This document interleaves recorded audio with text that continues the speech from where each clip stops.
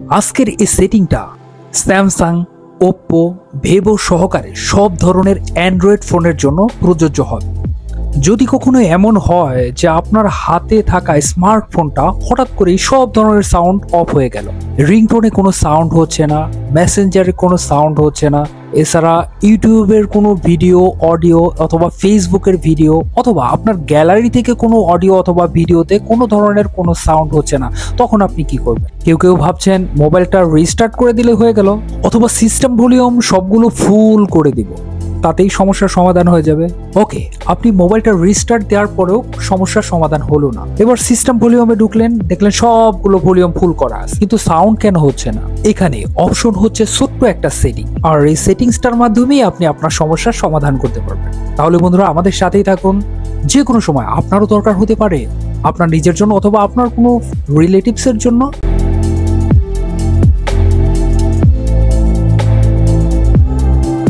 এই সেটিংসটা করার জন্য আমরা সরাসরি চলে যাব মোবাইলের হোম স্ক্রিন। আসলে একটা কথা বলে নেওয়া ভালো, যেটা হচ্ছে এমনি নর্মালি আপনার ফোনের সাউন্ড কখনো এমনি অফ হয়ে যাওয়ার কথা না।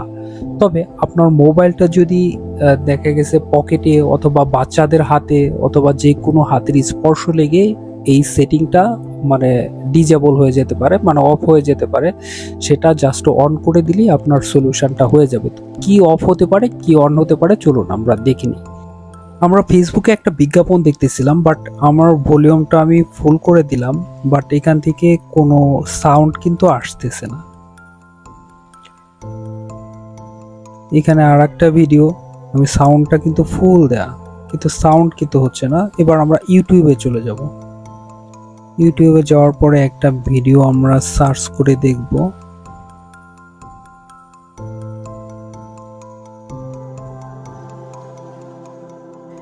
এখানে ইউটিউবে একটা ভিডিও আমরা প্লে করলাম, কিন্তু এখান থেকে কোনো সাউন্ড কিন্তু আমার আসতেছে না। তো আমরা এবার সেটিংসে চলে যাব আসলে প্রবলেমটা সলভ করার জন্য। প্রথমে আমরা সেটিং অপশনটা ক্লিক করে দিব।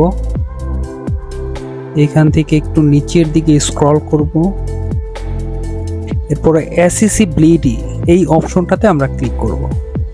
যারা স্যামসাং ব্যতীত অন্য কোনো অ্যান্ড্রয়েড ফোন ব্যবহার করেন, তারা সেটিংসে গিয়ে জাস্ট অ্যাসেসিবিলিটি এই ওয়ার্ডটা লিখে সার্চ করলেই অ্যাসেসিবিলিটি চলে আসবে।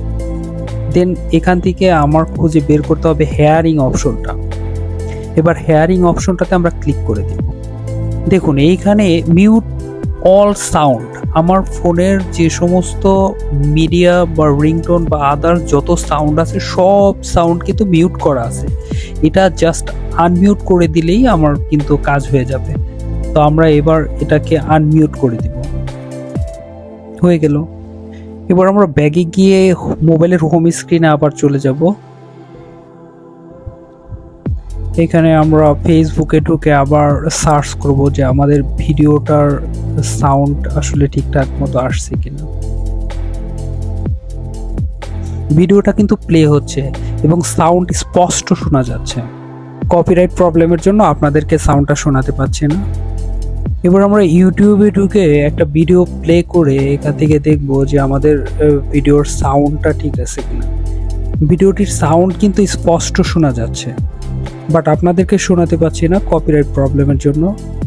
সো বন্ধুরা, আপনাদের ফোনে যদি এই ধরনের কোনো প্রবলেম হয়, দেন আপনারা এই সেটিংসের মাধ্যমে সেই প্রবলেম থেকে নিজেকে প্রোটেক্ট করতে পারবেন। তো আমার ভিডিও যদি আপনাদের ভালো লাগে, সেক্ষেত্রে একটা লাইক, আর বেশি কিছু না, জাস্ট একটা সাবস্ক্রাইব রিকোয়েস্ট করব। ঠিক আছে, সবাই ভালো থাকেন, আল্লাহ হাফেজ।